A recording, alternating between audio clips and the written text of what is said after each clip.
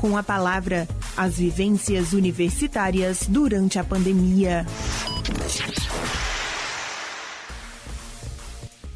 Ou com a palavra, as vivências universitárias durante a pandemia é um podcast semanal, produzido pela Assessoria de Comunicação da Universidade Estadual do Sudoeste da Bahia, a UESB, e trará 8 episódios com relatos, experiências, sentimentos, sensações sobre a reinvenção e ressignificação das rotinas da universidade diante da pandemia. Professores, pesquisadores, gestores e alunos compartilham suas histórias em uma série de bate-papos especiais. E neste segundo episódio você vai conferir a importância da ciência na pandemia.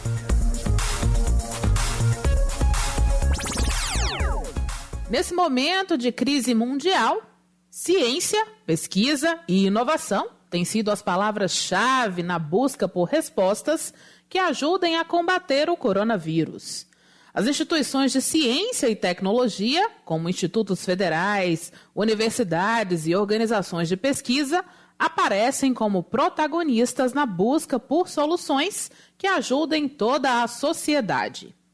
Não só aqui no Brasil, mas em todo o mundo, pesquisadores de diversas áreas têm dedicado tempo e recursos na busca por inovações e tecnologias que possam amenizar todos os danos causados pela pandemia. E aqui na UESB, muitas têm sido as contribuições dos cientistas diante de todo esse cenário. É o caso dos professores e pesquisadores Ana Cristina Duarte, Bruno Andrade e Carlos Bernat, cientistas que, antes de tudo, são pessoas dispostas a entregar seus conhecimentos e contribuir, cada um em sua área, com a sociedade afetada pela pandemia.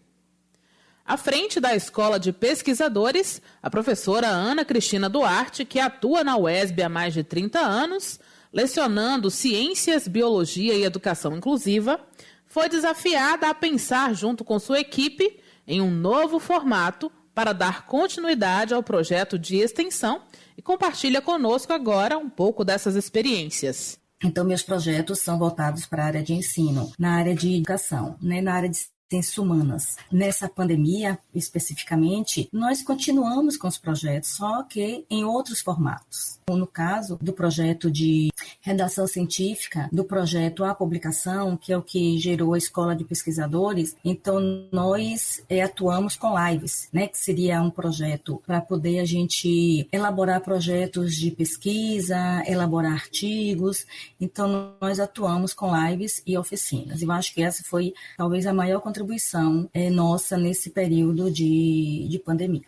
Com certeza, viu, professora, tem ajudado bastante. Um outro docente que integra agora o nosso bate-papo é o professor Bruno Andrade, do Departamento de Ciências Biológicas. No Laboratório de Bioinformática e Química Computacional, no campus de Jequié, ele realiza pesquisas voltadas para o desenvolvimento de fármacos. E vai compartilhar com a gente agora um pouco de todas essas experiências ao longo de todo esse processo de pandemia.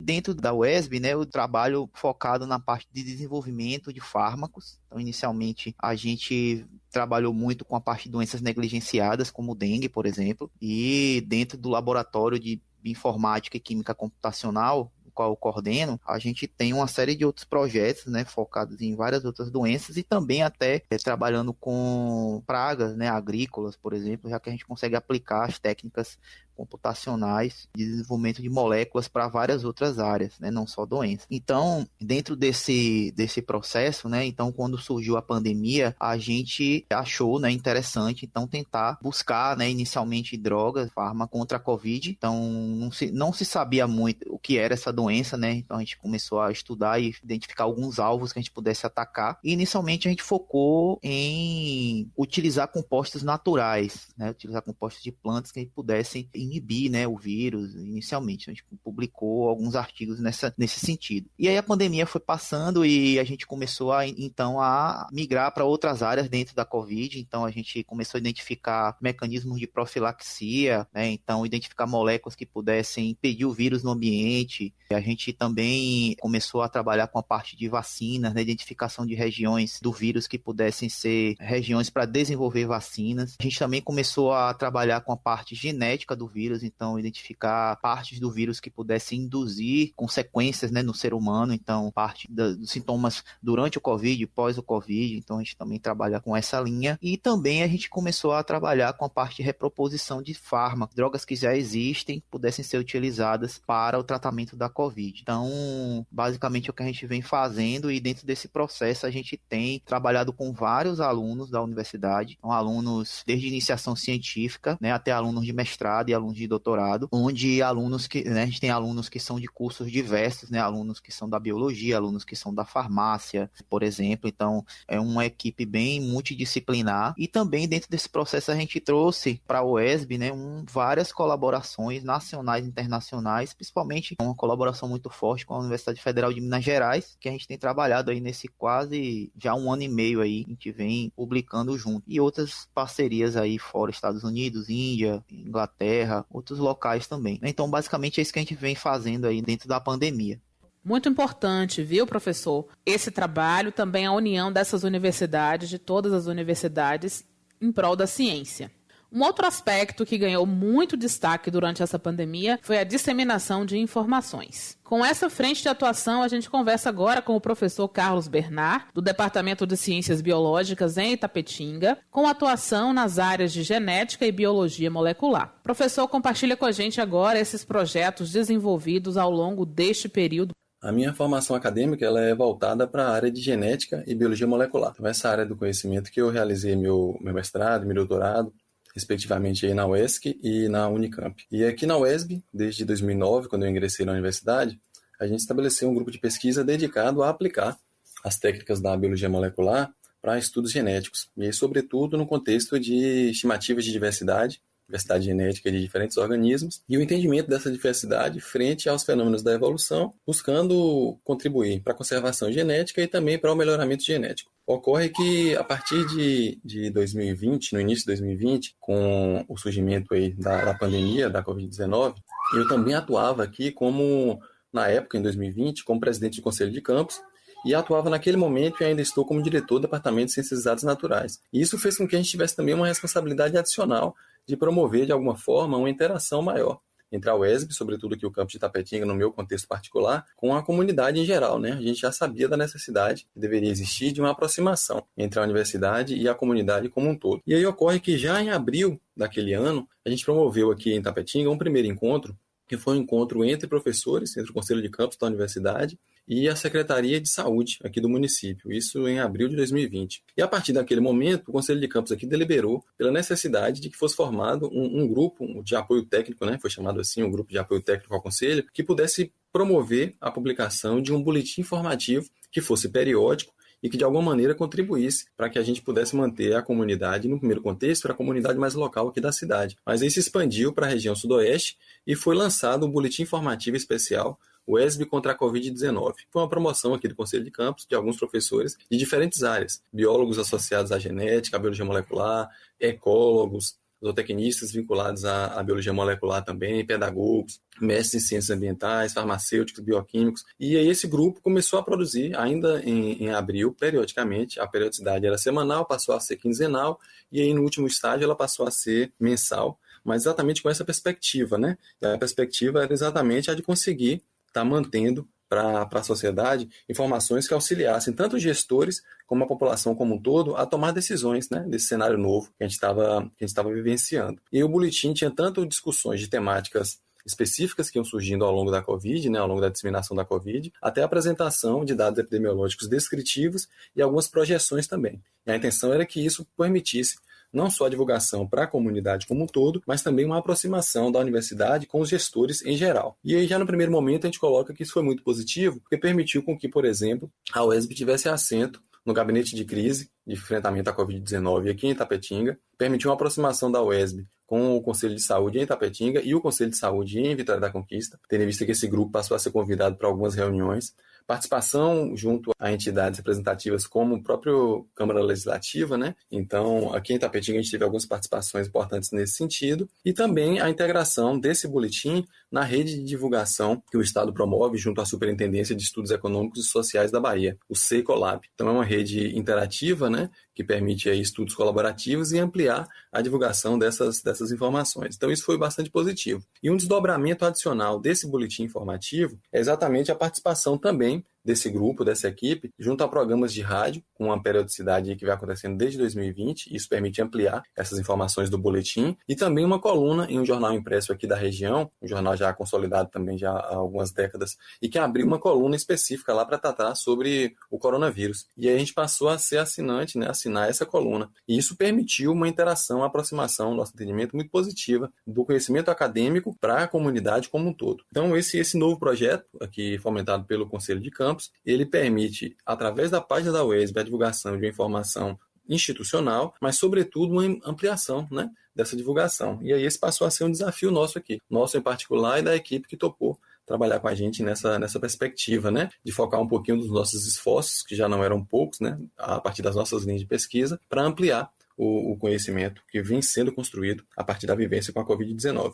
Realmente é fundamental ampliar essa relação com a comunidade, principalmente com a divulgação de informações com base em pesquisas científicas. Ainda mais nesse momento onde a gente presencia tanta notícia falsa sendo espalhada, infelizmente. Agora, eu queria que vocês detalhassem sobre a escolha da temática, como se deu, foi uma demanda externa, interna, como é que foi a participação dos alunos. Além de pedir que vocês falem um pouco também desses resultados para a comunidade, de uma maneira geral, e também para a comunidade acadêmica. A gente começa ouvindo a professora Ana Cristina. Então, na verdade, inicialmente, né, quando a pandemia teve início, os nossos projetos de pesquisa e de extensão ficaram parados ali aqueles 3, 4 meses. Então, só que a pesquisa não pode parar e a extensão muito menos, porque a gente foi pensando que exatamente nesse momento de pandemia, de isolamento social, as pessoas precisavam, né, de serem estimuladas, né, de serem movidas de alguma forma. Então, retomamos as pesquisas, as nossas pesquisas, como eu já disse, são pesquisas na área de ensino. A gente precisou reformular aí os instrumentos de obtenção de dados, né, que normalmente a gente faz pesquisas diretamente na escola, com entrevistas com professores e alunos, e fazemos também aplicação de sequências didáticas, de plano de ensino, ou seja, a nossa atuação, nosso campo, né, de atuação de pesquisa, geralmente são as escolas e os professores. Então, nós tivemos que reformular os nossos instrumentos de obtenção de dados, passamos a fazer os contatos via online, via Zap, e os nossos projetos de extensão, que também são desenvolvidos na escola, a gente passou a usar lives, desenvolver lives. Então, considerando, né, a ciência como conhecimento produzido em todas as áreas e considerando também aí a importância do método científico para desenvolver as pesquisas, então, esse nosso projeto de extensão, que é um projeto que foi colocado em 2020, que é da redação científica do projeto à publicação, exatamente, eu já falei que gerou a Escola de Pesquisadores. Então, a gente passou a oferecer à comunidade, e aí alunos, professores, pessoas de outros estados, a gente passou a oferecer lives no sentido de como elaborar um projeto de pesquisa, como fazer pergunta, como elaborar os objetivos, ou seja, seguindo aí a questão do método científico, que é fundamental para o desenvolvimento de uma boa pesquisa. Além da gente fazer lives, né, e oferecer oficinas no sentido da elaboração do projeto, também a gente ofereceu e estimulava a produção científica, no caso, os artigos científicos. Então, como redigir um bom artigo, quais são ali alguns critérios que a gente pode considerar como importante para um bom artigo, uma boa publicação, em boas revistas, em revistas qualificadas. E também as pesquisas continuaram, né, no sentido de fazer de forma remota, e os projetos de extensão também nesse sentido. Uma coisa que eu acho que foi fundamental é que nós tivemos a participação de pessoas de vários lugares do país, né, de vários estados. Nós tivemos 15 lives, entre lives e oficinas, né? Foram 15 atividades desse projeto e com participação assim de 800.000 pessoas em cada apresentação e de todos os lugares. Aí pessoas de Minas, de Goiás, de Mato Grosso. Então eu acho que foi um momento, né, em que as pessoas estavam em casa, estavam isolados, precisando ali de um estímulo, de um incentivo, e nós podemos contribuir, né, dessa forma, inclusive valorizando, né, os trabalhos dos alunos, né, os trabalhos científicos, valorizando a produção científica, valorizando aí o método científico. Inclusive, momentos assim importantes de alunos ou discentes, né, que estavam desenvolvendo suas monografias ou suas dissertações, que inicialmente seria de forma presencial e teve que mudar, então nós podemos colaborar no sentido de quais os instrumentos de obtenção de dados, né? Como mudar de forma presencial para a forma remota, como obter dados, né, de forma remota, quais os instrumentos mais adequados, né, para tal ação. E no sentido também das análises, né? Como que analisar, de que forma, quais os instrumentos, quais as formas, quais os métodos de análise desses dados obtidos de forma remota. Além desse projeto, nós continuamos também com o projeto de Laboratório Móvel de Ciências, que é um projeto essencialmente desenvolvido nas escolas, né? Um projeto onde a gente trabalha com atividades práticas, experimentos dentro das escolas e que não pode ser feito por conta da suspensão das atividades presenciais nas escolas.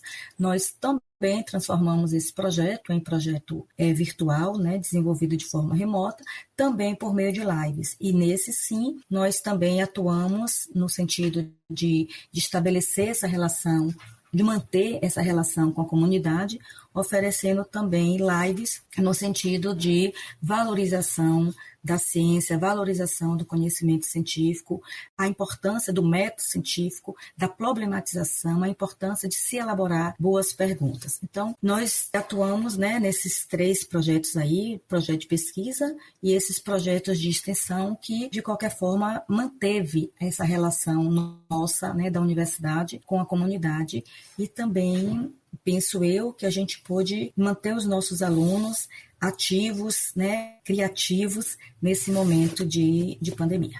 Perfeito, professora. Agora a gente passa a palavra ao professor Bruno para que ele detalhe a forma como foram realizadas as pesquisas, como é que se ingressou na temática pandemia e de que maneira que os resultados contribuíram para a comunidade, falar também sobre a publicação de artigos, que é tão importante nesse momento onde a gente tem buscado cada vez mais o acesso à informação de credibilidade nesses tempos de fake news. Inicialmente, para esclarecer o que é que a gente faz no laboratório, né, na universidade, nosso laboratório no campus de Jequié, ele é um laboratório de pesquisa com bioinformática e química computacional. Inclusive, eu sou professor vinculado ao programa de pós-graduação em Química, né, então oriento no programa de pós-graduação em Química da UESB. Então, o que a gente faz no laboratório é o passo inicial que as indústrias farmacêuticas fazem para descobrir uma nova droga.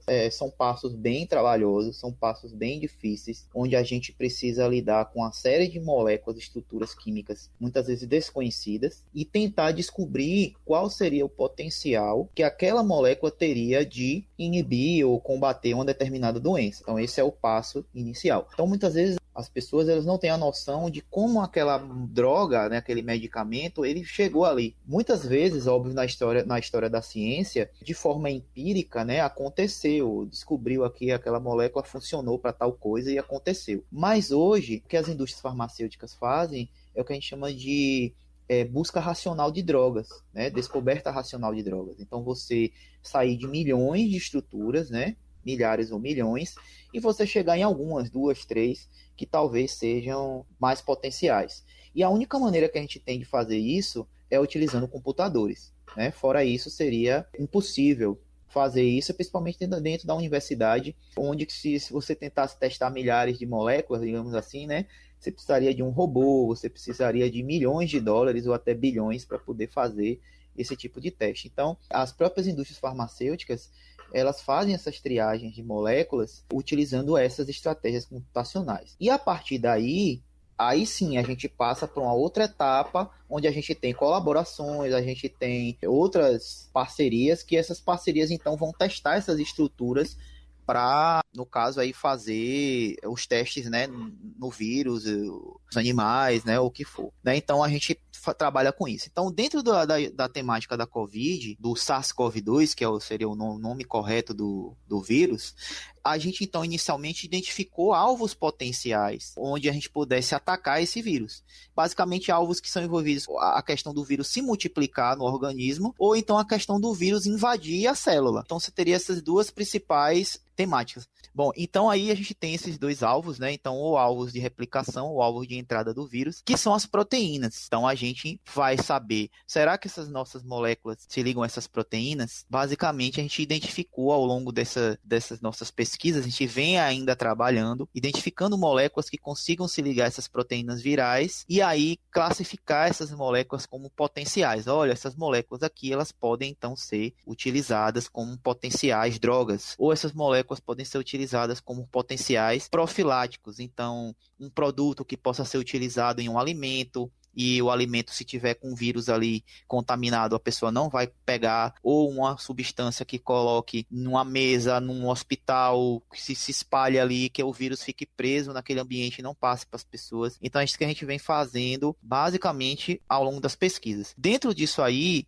a gente, dentro dos editais da universidade, que são muito importantes, editais de iniciação científica, a gente vem trabalhando com estudantes bolsistas dentro desses projetos de COVID. E, além disso, atualmente eu tenho 3 alunos, né, sendo que um é de doutorado e 2 de mestrado, que estão com projetos relacionados à COVID. Né? Então, estão desenvolvendo suas pesquisas de mestrado e doutorado vinculados a estratégias profiláticas e de drogas contra a COVID-19. Então, para isso, a gente desenvolveu aí esses projetos em parceria também, basicamente aí com a Universidade Federal de Minas Gerais, Universidade da Virgínia nos Estados Unidos, Universidade Federal de Uberlândia, onde a gente já tem muitos resultados, também inclusive resultados de bancada, a gente tem resultados onde o vírus foi inibido 85% o seu processo de entrada na célula, então a gente já tem esses dados. Muitos resultados foram obtidos, claro que até você chegar numa droga, até você chegar numa substância patenteada, isso demora um pouco. Porém,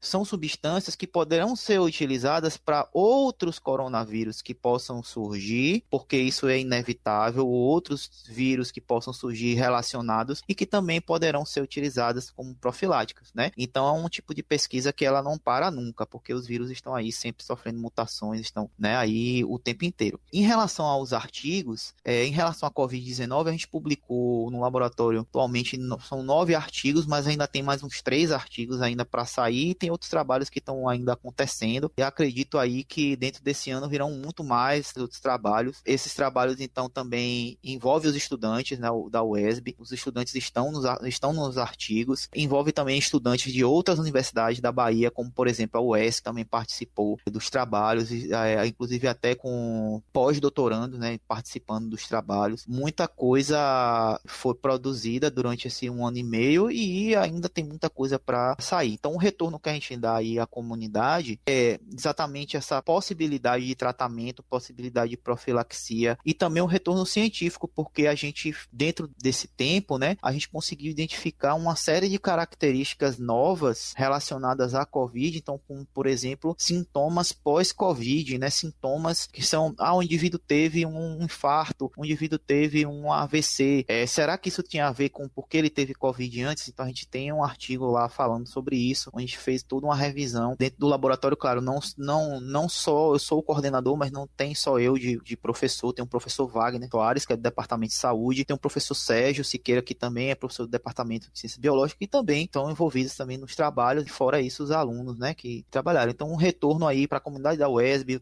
retorno para a comunidade científica, um retorno para a população na forma de possibilidade de tratamento, profilaxia. É o que a gente vem fazendo e a gente continua aí ainda muita coisa para fazer. Agora a gente passa a palavra para o professor Carlos Bernard para falar sobre o trabalho que vem sendo realizado em Itapetinga inicialmente, depois para toda a região sudoeste, e de que maneira que foi realizada, né, todo esse processo de coleta dos dados, de confecção de boletins, e também falar de uma maneira mais clara das parcerias estabelecidas com a comunidade local, com os comitês de crise, de que maneira que os resultados acabam por potencializar e fortalecer a ciência na região.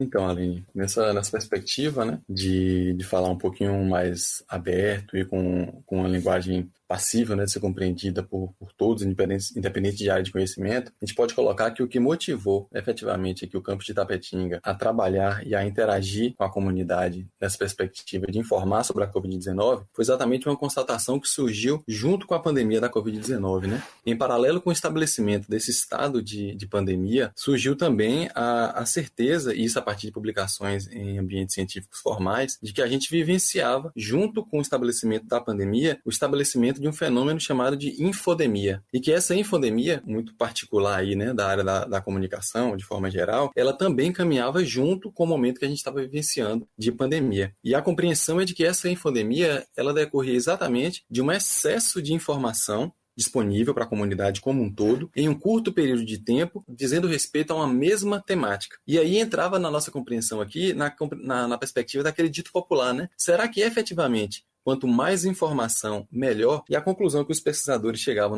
já naquele momento, fevereiro de 2020, é de que, na verdade, esse excesso de informação, por estar envolto nele uma grande quantidade de informações equivocadas, isso quando não informações maliciosas, que efetivamente tinham o contexto de enganar, dificultava o acesso à informação de qualidade. Ou seja, se era difícil já para os pesquisadores minerar, buscar, identificar aquele conhecimento que fosse confiável para suas aplicações enquanto cientista, imagine a confusão para a população como um todo, né? Quando se dava conta de um excesso de informação, desse fenômeno da infodemia, e sem ter necessariamente, em especial em países subdesenvolvidos como o nosso, um letramento científico para a comunidade como um todo. Então nem era uma obrigação da comunidade como um todo ter os mecanismos, as estratégias para minerar, né? Para prospectar aquela informação que para ela efetivamente fosse confiável. Então a gente compreendeu que era importante que os pesquisadores, era importante que a universidade, enquanto ambiente de geração de conhecimento, promovesse nesse momento de combate à pandemia, na sua maior força possível, a atividade de extensão, na perspectiva de levar para a comunidade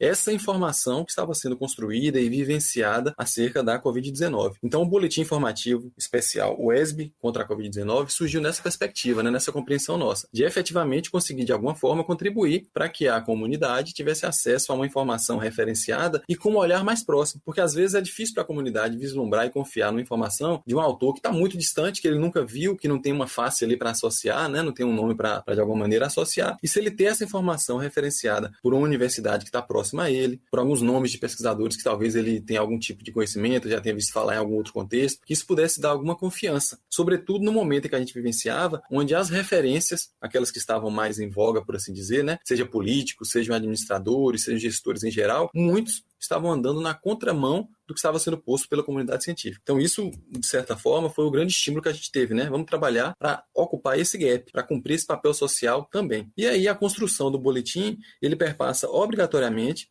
a coleta de informações, a gente chamou de coletivos confiáveis ou coletivos oficiais. Então, portanto, a busca da informação bruta dos dados epidemiológicos perpassavam sempre os dados publicados pela CESAB e os dados publicados por cada uma das prefeituras, já que a gente estava trabalhando numa perspectiva de região sudoeste e, sobretudo, das cidades onde a gente tinha um campus da UESB inserido, então Vitória da Conquista, Jequié e Itapetinga, a gente prospectava a informação direto em cada uma dessas prefeituras, a partir dos seus boletins, confrontava essas informações com os dados da CESAB e, a partir dali, geravam os dados descritivos para serem apresentados para a comunidade e também as projeções epidemiológicas para um cenário de 15 dias à frente, sempre considerando um cenário de estabilidade e um cenário de redução das medidas de controle em 20% e aumento das medidas de controle em 20%. Então era nesse bojo, nesse conjunto de informações que a gente projetava os dados descritivos e os dados epidemiológicos. E cada edição do boletim também apresentava ali conceitos e discussões sobre temas que iam sendo relacionados e divulgados em relação ou associados à Covid. Então, por exemplo, a própria infodemia foi tratada de maneira conceitual e discutida nos boletins, a perspectiva do que significa uma taxa de reprodução,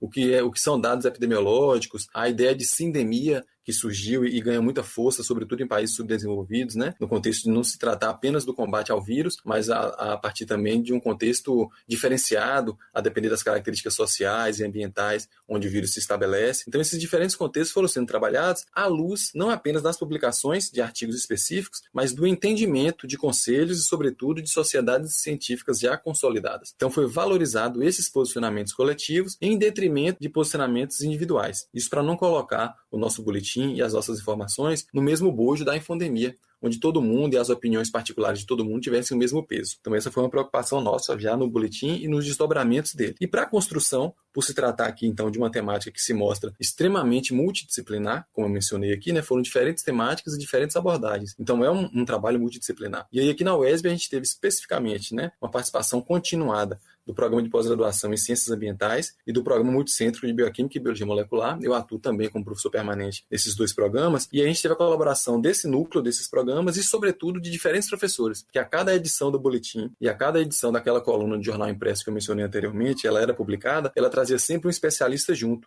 para nos ajudar a referenciar o conteúdo. E a gente teve participação de colegas do DCEM, do DCN, do DS, colegas do curso de jornalismo, especialistas não vinculados à UESB, mas associados à Unicamp, à UNEB, à UESC, colegas médicos não vinculados à universidades, mas com uma atuação acadêmica colaborativa também ativa. Então, esse conjunto de especialidades interagiram, fortaleceram as suas contribuições para que efetivamente pudesse contribuir. E para finalizar essa minha fala nesse momento aqui, Aline, eu gostaria de colocar que a gente criou aqui um norte de enfrentamento, né? E esse norte de enfrentamento era um enfrentamento não necessariamente contra a Covid-19. É óbvio que o bojo era esse, mas a gente chamou de um enfrentamento para se combater a desordem informacional. Isso porque diferentes autores, eles colocam que a desordem informacional, no contexto da infodemia, ela estava muito poluída por diferentes outros contextos, como, por exemplo, o contexto de pós-verdade, onde a opinião particular de alguém e o seu entendimento particular estavam se sobrepondo ou se colocando em condição de igualdade com o conhecimento científico, e do outro lado, a maldade, né, presente nas fake news. Então, era combater essa desordem informacional e combatê-la em 3 níveis principais. Um primeiro, que eram aquelas informações que eram divulgadas de maneira equivocada, então essa é a informação errada. Mesmo que não tenha maldade, a gente precisa identificar e combater o conteúdo que é publicado de maneira equivocada, né, e que é atribuído a ele desdobramentos de maneira errônea, né? Um outro contexto é combater a desinformação propriamente dita, ou seja, aquele conteúdo falso, aquele conteúdo que é enganoso, que por vezes é manipulado com uma intenção vil, né? E isso também precisa ser combatido. E por fim, a informação maliciosa, que é aquela informação que por vezes tenta se antecipar algo a partir de vazamento, por exemplo, de informações incompletas, né? A perspectiva do assédio da informação, do discurso de ódio. Então essas questões precisavam ser minimizadas para que ganhasse discurso popular, para que chegasse para a comunidade como um todo uma informação referenciada por um coletivo de especialistas que não surgiram nesse momento. Já existiam, já tinham sua expertise e já contribuíam de longa data. Então esse conhecimento precisava ser valorizado, mas ele precisava também ser apresentado com uma linguagem que desse acesso para a população, né? Então foi nesse contexto aí que as nossas contribuições foram ganhando força e que a gente foi ocupando espaço nos diferentes conselhos de saúde, como eu mencionei, mas também, por exemplo, em equipes técnicas, como o Núcleo Regional de Saúde Sudoeste, vinculado à Vigilância Sanitária, onde a gente teve a oportunidade de participar de algumas lives e interagir de uma maneira muito, muito positiva. Então esse é o contexto geral aí das nossas contribuições e que, sobretudo, é um trabalho multidisciplinar, né? De aproximação e de extensão da universidade para a comunidade. Agora, eu queria que vocês fizessem uma reflexão de um conjunto de dualidades que a gente vivencia. Vocês relataram dentro das pesquisas, dos projetos de extensão também, as formas e as alternativas encontradas dentro da realidade de cada um de vocês para que os projetos fossem mantidos, tivessem retorno, né, levassem resultado, desde potencializar e de levar de uma forma clara por meio de lives, por meio de boletins, por meio da publicação de artigos científicos, mas por um outro lado a gente presencia também um contingenciamento de recursos de uma maneira geral e no âmbito da pesquisa de uma maneira bem forte mesmo. Então eu queria que vocês refletissem sobre esses desafios enfrentados, de que maneira que vocês vêm enfrentando e quais são as perspectivas de vocês, pensando em apontar soluções. Vocês colocaram aí, né, ao longo das falas de vocês, de maneiras bem concretas e incisivas, o estabelecimento de parcerias, a organização de lives potencializando atingir pessoas também de todos os estados, mas na rotina a gente sabe que a demanda ela é grande grande e que os desafios também. Então, eu queria ouvir sobre a ótica e a perspectiva de cada um de vocês, esses desafios e também quais são essas perspectivas.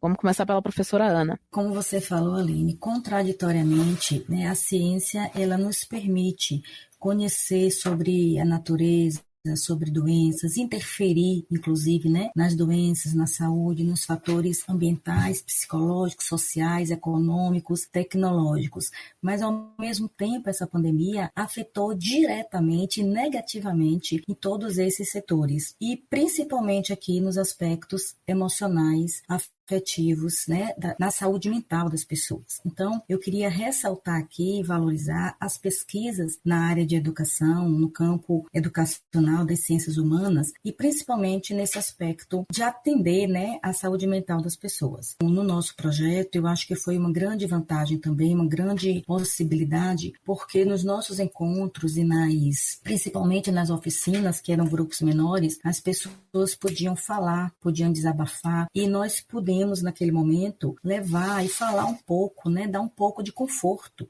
para cada um daqueles participantes, que cada um nas suas situações, cada um no seu lugar, mas todos nós fomos afetados.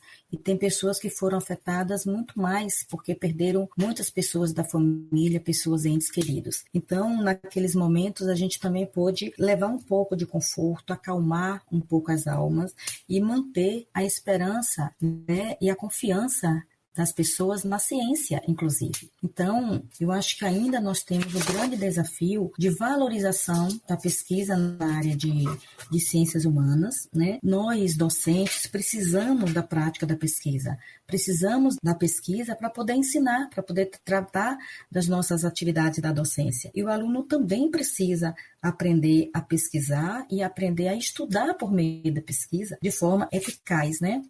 Tudo isso para poder gerar um pouco mais de qualidade de vida, um pouco mais de conforto, né, nesse momento das pessoas. Então, eu acho que o grande desafio ainda é a gente poder atingir de forma significativamente as pessoas na sua saúde mental, no seu psicológico, no seu emocional, nesse momento, né, de pandemia e de tanto transtorno, né, tanta tragédia nas nossas vidas. Eu espero que a ciência, né, e que a gente possa, por meio das nossas pesquisas, trazer esse conforto e também fazer com que a gente tenha uma qualidade de vida melhor e uma vida mais duradoura, né?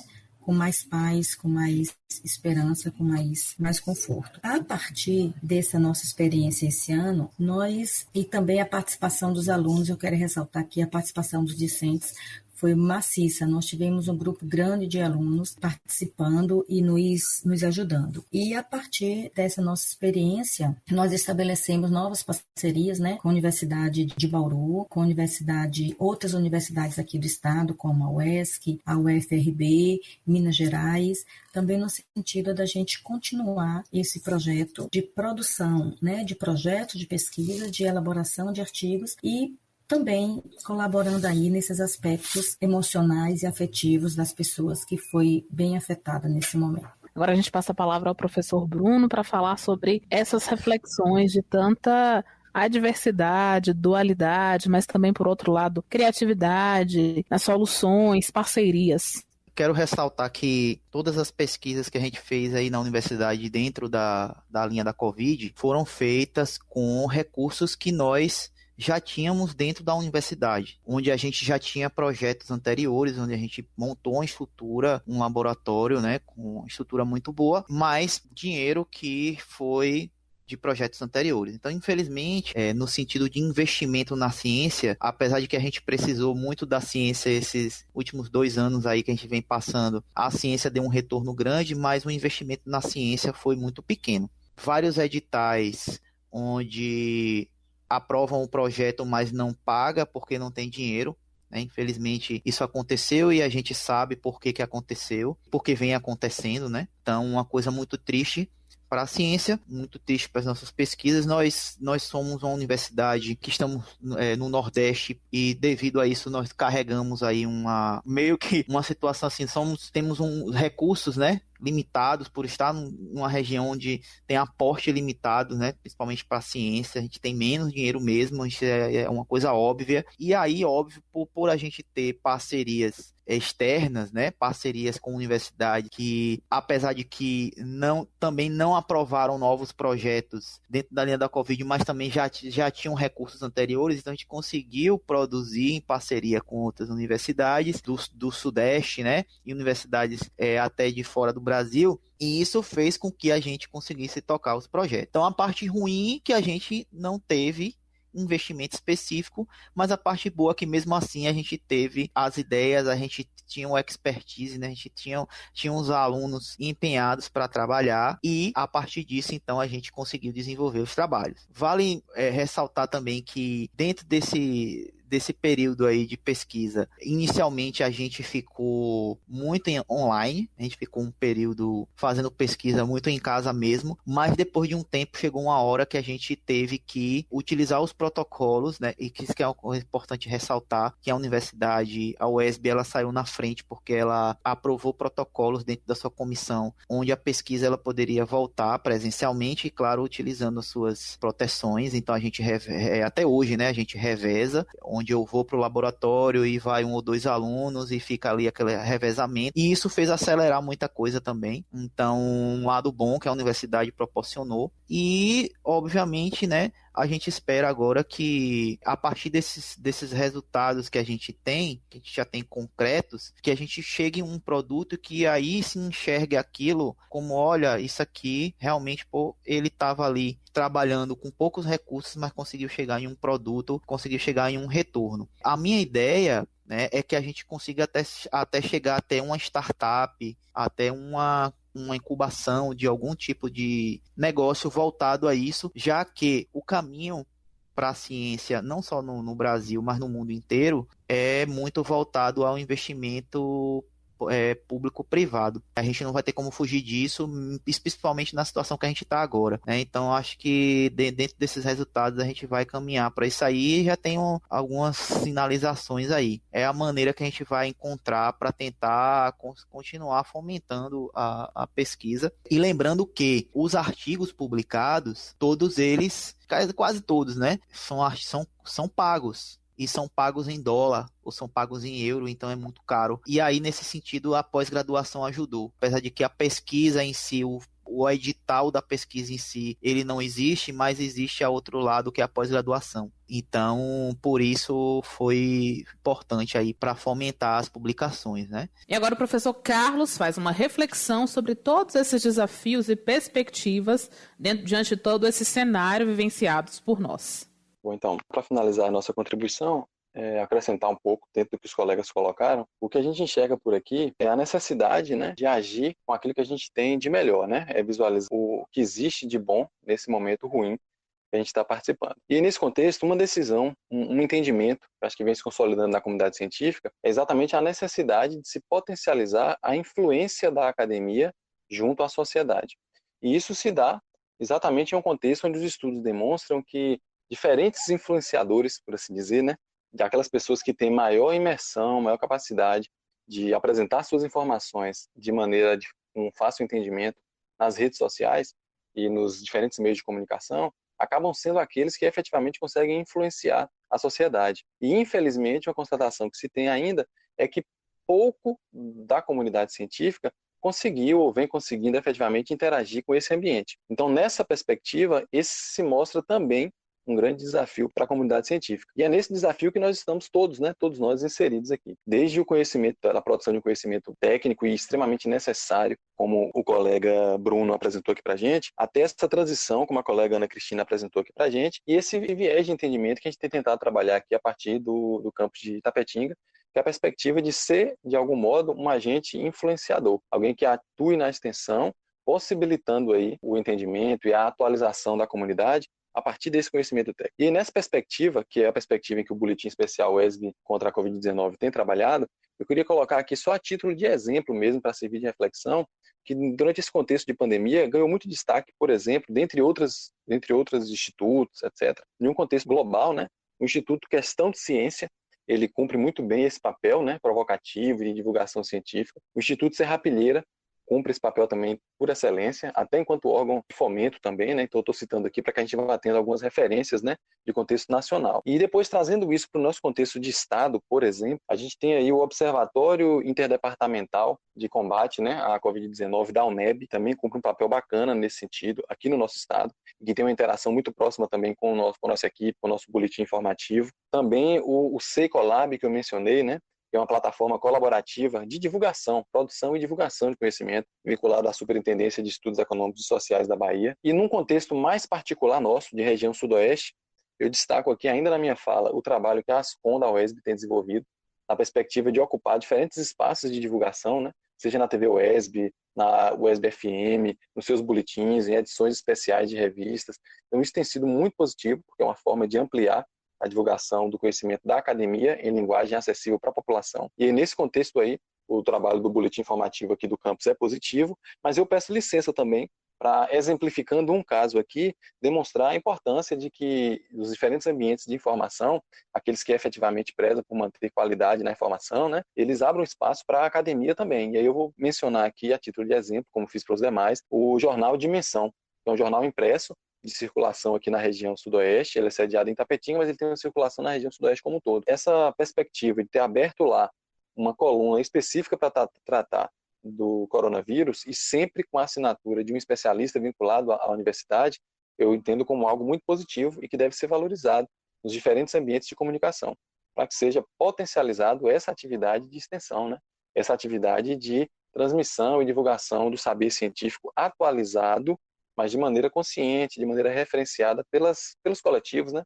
Pela sociedade. Então, essa é a nossa perspectiva, esse é o trabalho, o desafio que a gente tem feito aqui. E ele é um desafio porque, em linhas gerais, a grande maioria dos pesquisadores, onde eu me incluo, nós não tivemos uma formação específica dedicada a esse trabalho de divulgação social. Nosso trabalho é mais técnico e a gente, por vezes, enfrenta uma certa dificuldade em fazer isso. Mas na perspectiva da reinvenção e do compromisso social, de maneira geral, todos nós temos feito isso. E isso eu acho que é muito positivo e é uma contribuição adicional que a gente tem feito. E agora, pessoal, eu queria que vocês trouxessem uma mensagem final, seja uma frase, uma palavra, um sentimento que representa este momento descrito por vocês e que a gente está vivenciando. Eu tenho uma frase: a humanidade ela se liberta a partir do conhecimento e a ciência ela promove o conhecimento. Então, se você não tem ciência, você nega a ciência, então a humanidade ela fica estagnada. A humanidade ela desenvolve a partir do conhecimento e a ciência que promove o conhecimento. Então, eu penso nesse sentido aí, né? Então, se a gente nega a ciência, então a gente nega a nossa própria humanidade, né? Então, eu acho que é o que vem acontecendo, viu? É o que vem acontecendo aqui, principalmente. E é por isso que a gente tá vivendo tudo isso que a gente tá vivendo aí. Por isso que a gente tá estagnado, como a gente tá agora. É como você estava falando nisso, a gente vive um momento de muita contradição. Então, eu acho que uma palavra que poderia definir esse momento é exatamente solidariedade. Por mais isolamento que a gente esteja, né, por mais separados uns dos outros, nós estamos cada vez mais unidos, né? A tecnologia tem conseguido fazer isso. Então, por exemplo, o nosso projeto revelou isso, que se fosse em outro momento, talvez a gente não tivesse o acesso, a adesão de tantas pessoas de fora. Então, às vezes, a gente faz palestras, uma conferência, e tem aquele público pequeno, restrito, reduzido. E durante a pandemia, não. Nós podemos fazer conferências, palestras com uma participação grande, né, das pessoas daqui e de outros lugares. Então, eu acho que uma palavra seria isso, a solidariedade, porque por mais isolamento que a gente esteja, a gente tem visto aí as pessoas colaborando umas com as outras, né, ajudando umas às outras. E assim, Aline, eu acho que nesse momento a gente busca tudo. Então, a gente busca ler um livro, um bom livro, ouvir uma boa música, ver um bom filme, tomar um bom vinho, né, conversar com as pessoas mais próximas da gente. Então, eu acho que nesse momento cada um foi buscando o que podia, né? Cada um foi utilizando os recursos que estavam mais próximos de si. Cada um do seu modo, cada um do seu tempo, né, de formas muito diferentes. Mas acho que a ideia foi essa, cada um foi se reinventando como pôde, se adaptando como pôde a essa situação. Eu diria, e tenho repetido isso em alguns momentos, que existem duas coisas importantes. A primeira delas é exercitar a fala sobre o óbvio, porque talvez esse é um dos momentos onde o óbvio precisa ser dito e repetido, sem medo de estar sendo prolixo, né? Então o óbvio precisa ser dito. E nessa perspectiva de dizer o óbvio, a gente acaba tendo a consciência de que ainda podemos e devemos fazer muito no enfrentamento da Covid-19. Então, se a gente ainda tem uma situação tão difícil, né, tão atípica para quem já está há mais de 18 meses convivendo com a pandemia, é exatamente em função de que não fizemos tudo o que podemos, seja individualmente, seja coletivamente. Então, que nós possamos, nos próximos dias, nos próximos meses, conseguir dar o nosso melhor no enfrentamento da Covid-19. Então é isso. Eu agradeço muito a oportunidade da fala e de participar desse momento. E assim a gente encerra o segundo episódio do podcast com a palavra As Vivências Universitárias em Tempos de Pandemia. O tema de hoje foi a importância da ciência na pandemia. Compartilharam conosco experiências os professores e pesquisadores Ana Cristina Duarte, Bruno Andrade e Carlos Bernard. Gratidão a todos vocês pelo compartilhamento e por seguirem firmes, apesar de todos os desafios. É nesse contexto em que a ciência se mostra como uma esperança para toda a humanidade. Essas e outras histórias contadas no podcast vão integrar o e-book com a palavra As Vivências Universitárias durante a Pandemia, que vai ser lançado no mês de outubro e estará disponível no site da UESB. No próximo episódio, você confere a reinvenção das ações junto à comunidade. Com a pandemia, os extensionistas se viram diante do desafio: reinventar a forma de extensão para que fosse possível dar continuidade às ações, manter os vínculos já existentes na comunidade e assistir à população. Esse podcast é uma produção da Assessoria de Comunicação da Universidade Estadual do Sudoeste da Bahia, a UESB. Com a palavra As Vivências Universitárias durante a Pandemia.